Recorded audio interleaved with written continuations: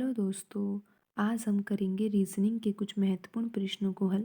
दोस्तों, ये प्रश्न गत वर्षों में परीक्षाओं में पूछे गए प्रश्न हैं और इन प्रश्नों के अभ्यास के माध्यम से आप अपनी परीक्षा की तैयारी को बेहतर कर सकते हो।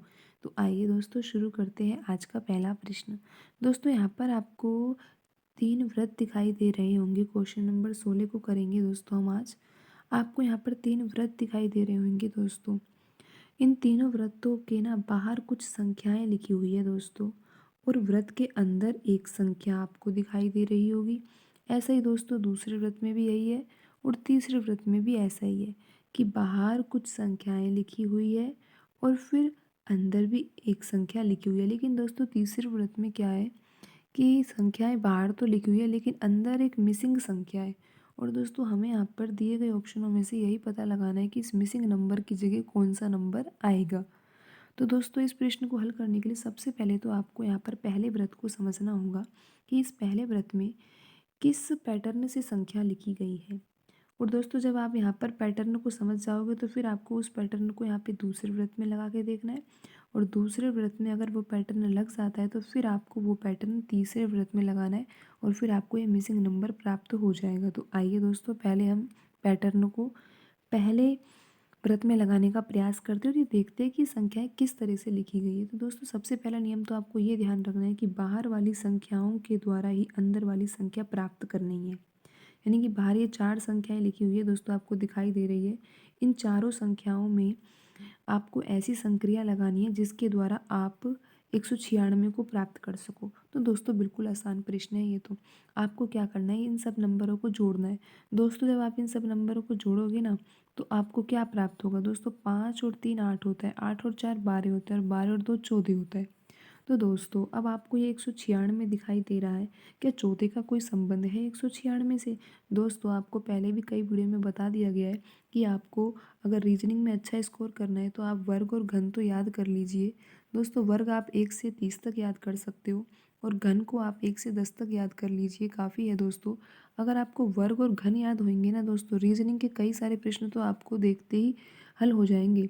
नहीं तो दोस्तों अगर आपको वर्ग और घन याद नहीं होंगे तो फिर आप ऐसे प्रश्नों को हल नहीं कर पाओगे। अगर करोगे दोस्तों तो फिर आपको ज़्यादा समय लगेगा, और दोस्तों परीक्षा में इतना समय नहीं होता है। तो आप वर्ग और घन को तो दोस्तों याद कर लीजिए, क्योंकि अब आप यहाँ पर भी देख सकते हो कि यहाँ पर वर्ग का यूज़ हो रहा है। अब अगर यहाँ पर आपका 14 आंसर आ गया है, अगर आपको याद हो कि 14 का वर्ग 196 होता है तो आप तुरंत इस सवाल को हल कर लोगे। तो दोस्तों 14 का वर्ग कैसे निकालते हैं आपको पता होगा। किसी भी संख्या का वर्ग निकालने के लिए आपको उस संख्या की 2 घात लगानी होती है, और उसको इस तरह से 2 बार खोलना होता है और फिर गुणा कर देना होता है। यानी कि जिस संख्या का आप वर्ग निकाल रहे हो उसका उसी संख्या से गुणा कर देना है। तो दोस्तों आपको 196 प्राप्त होगा। और दोस्तों अगर आपको याद हो कि 14 का वर्ग 196 होता है तो आप आसानी से इसको क्लिक कर दोगे आंसर को, नहीं तो आपको देखना पड़ेगा कि कहीं ये 14 का वर्ग तो नहीं होता है। तो दोस्तों आप 1 से 30 तक तो वर्ग याद कर लीजिए, और 1 से 10 तक घन याद कर लीजिए। तो दोस्तों आपको समझ आया ना ये कि यहाँ पर कैसा पैटर्न लग रहा है कि बाहर लिखी हुई जो संख्याएं हैं ना उनको जोड़ने पर हमारा 14 उत्तर आया था। फिर हमने सोचा कि 14 के द्वारा हम 196 को कैसे प्राप्त कर सकते हैं। फिर हमने सोचा कि अरे 14 का वर्ग भी तो 196 होता है, तो फिर इसका आंसर भी क्या हो गया 196। दोस्तों ये पैटर्न यहाँ पर तो लग गया। अब ये पैटर्न हमें दूसरे व्रत में भी लगाकर देखना होगा कि दूसरे व्रत में भी बाहर लिखी गई संख्याओं को जोड़ो, और जोड़ने के बाद जो प्राप्त हुए उसका वर्ग करने पर हमें अंदर वाली संख्या प्राप्त होनी चाहिए। तो दोस्तों आप देख सकते हो बिल्कुल आसानी से यहाँ पे कि अगर हम बाहर की संख्याएं दूसरे व्रत में जोड़ रहे हैं तो हमें क्या प्राप्त हो रहा है दोस्तों।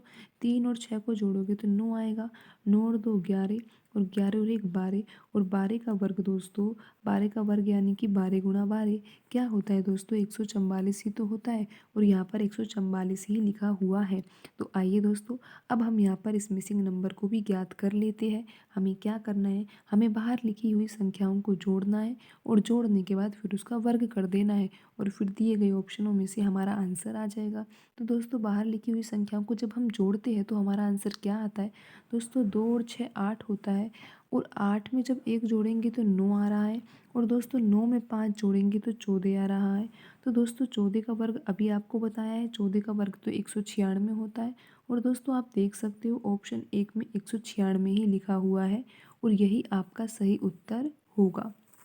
तो दोस्तों देखा आपने, ये प्रश्न बहुत ही आसान था, लेकिन अगर आपको वर्ग याद है तो ही ये प्रश्न आसान है, अन्यथा आप ऐसा प्रश्न हल भी नहीं कर पाओगे।